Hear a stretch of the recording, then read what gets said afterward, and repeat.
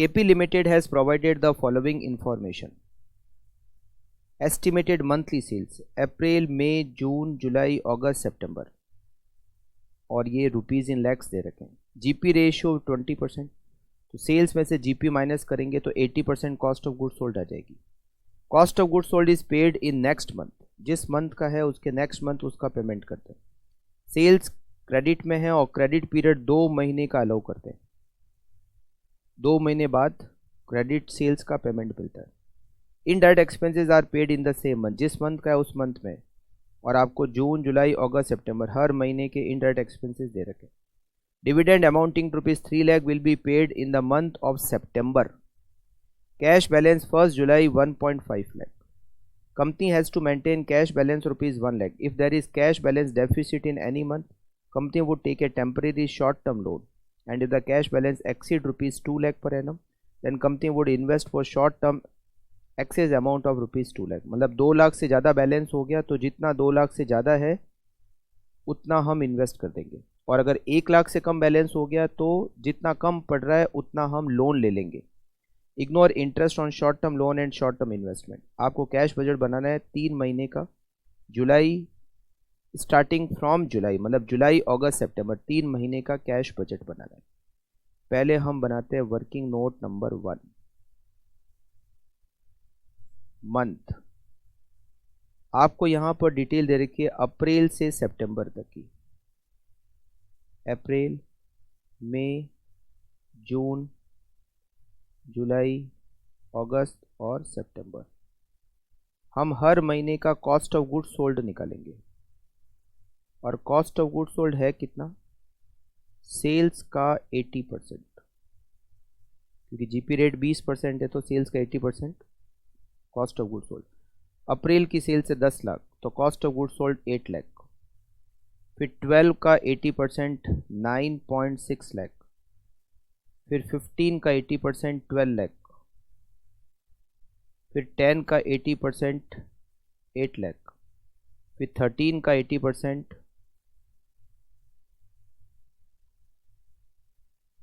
10.4 लाख, और 14 का 80% 11.2 lakh rupees in lakhs. अब हम बना देते हैं कैश बजट। हमें 3 महीने का कैश बजट बनाना है, जुलाई, अगस्त और सितंबर का।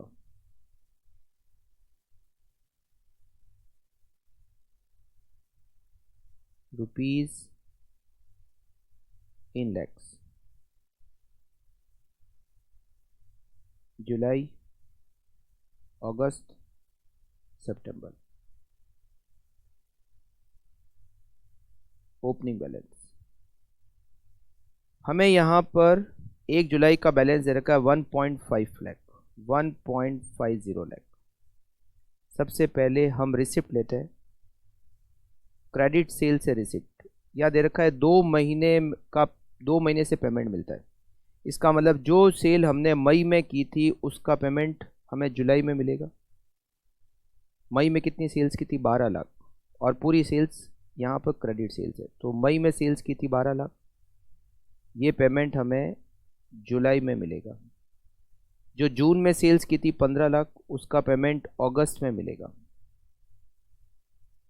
और जो हमने सेल्स की जुलाई में उसका पेमेंट हमें सितंबर में मिलेगा 10 लाख। मतलब सेकेंड लास्ट मंथ हमने जो क्रेडिट सेल्स की थी, लास्ट टू लास्ट मंथ जो क्रेडिट सेल्स की थी उसका पेमेंट आएगा। इसके अलावा और कोई रिसिप्ट यहाँ पे नहीं है। अभी टोटल करना नहीं है, लिख देते हैं टोटल ए।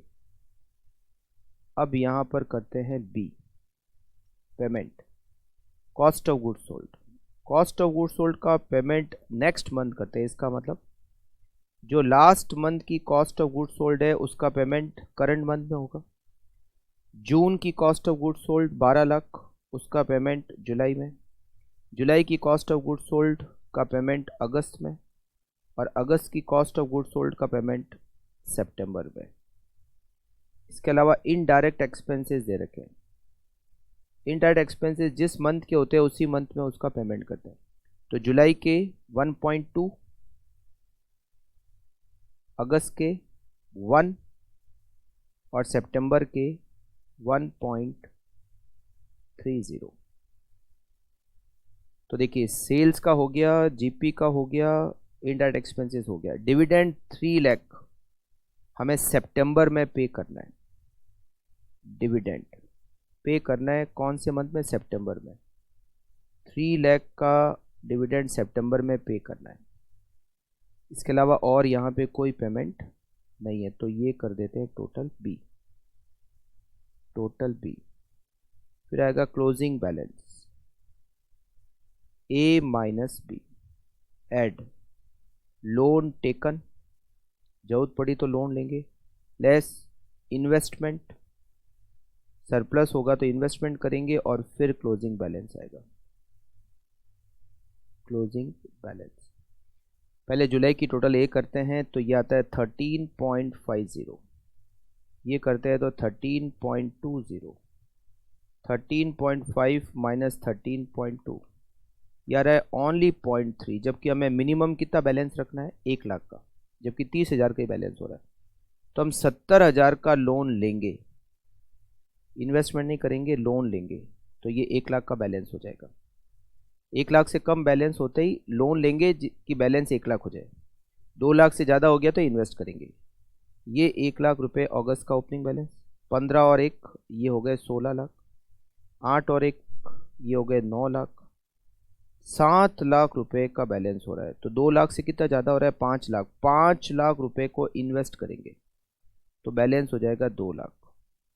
2 लाख सितंबर का ओपनिंग बैलेंस, ये हो जाएगा 12 लाख। और 10.4 प्लस 1.3 प्लस 3 ये होता है 14.7 लाख। तो बैलेंस के माइनस में हो गया 2.70। तो हमें 1 लाख का बैलेंस तो रखना ही है, इसका मतलब हम 3.70 का लोन लेंगे, 3,70,000 का लोन लेंगे, और ये क्लोजिंग बैलेंस हो जाएगा आपका 1 लाख रुपए।